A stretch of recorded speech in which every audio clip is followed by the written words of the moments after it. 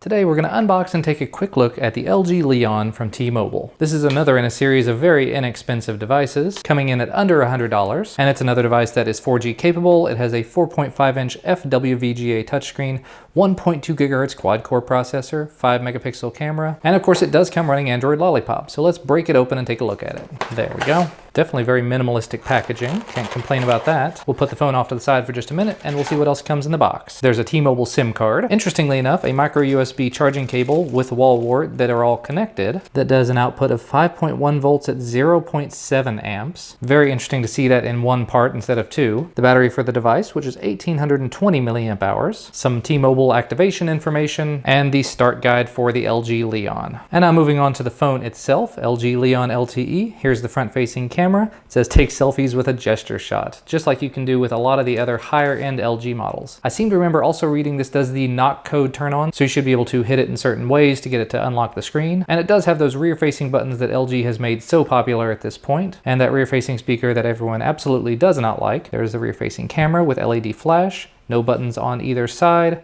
Micro USB charging port on the bottom, and this is open just a little bit. Microphone also on the bottom. Noise canceling microphone on the top with a 3.5mm headphone jack. And let's go ahead and pop the back off, put the battery in, and see how it looks. Interestingly enough, they didn't seem to put a thumb indentation on here anywhere to actually pop it loose with. But if you kind of stick your fingernails into the side, you can pop it away pretty easily. Underneath the battery tray here, you can see you do have that micro SIM card slot, as well as the micro SD card slot if you wanted to put some more storage in there. But let's go ahead and put this battery in. We'll cover it back up. We'll get it all powered on and ready to go. So we'll use that power button on the back that I'm such a big fan of.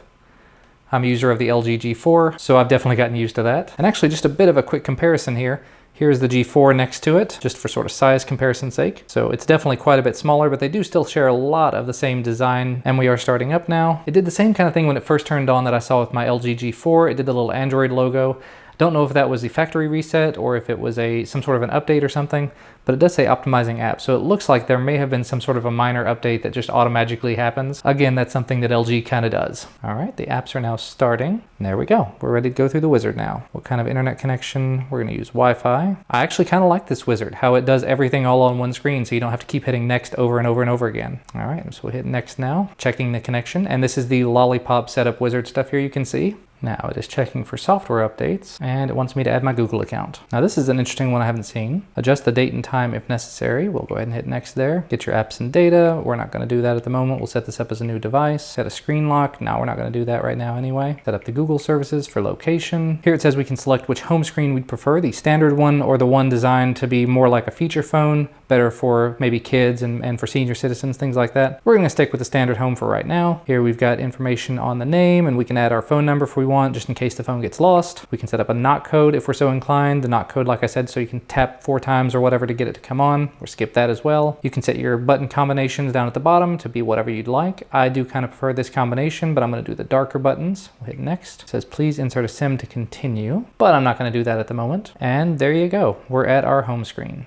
I'm just taking a quick look around. I see a bunch of stuff from T-Mobile over here. Other than that, just pretty standard. It says here, look out, weekly scan complete, apps scanned. So apparently it's doing some sort of an app scan on the device. Inside of the apps drawer, see a bunch of stuff from T-Mobile in here. Boy, that's a lot. Google stuff, Polaris Office, and other than that, fairly straightforward. I mean, of course, this is an LG, so you're gonna have a bit of LG stuff and a bit of T-Mobile stuff as well. Here's that traditional LG settings interface where you've got multiple pages. You can, of course, change that, but let's go ahead and go down to the About Phone. Look at the software info. It does say here, Android version 5.1.1. Definitely can't complain about that in the slightest. And there's your Lollipop and your game that everyone is terrible at, but very snappy and responsive so far. We're going to go ahead and check for some system updates, see if there's anything up.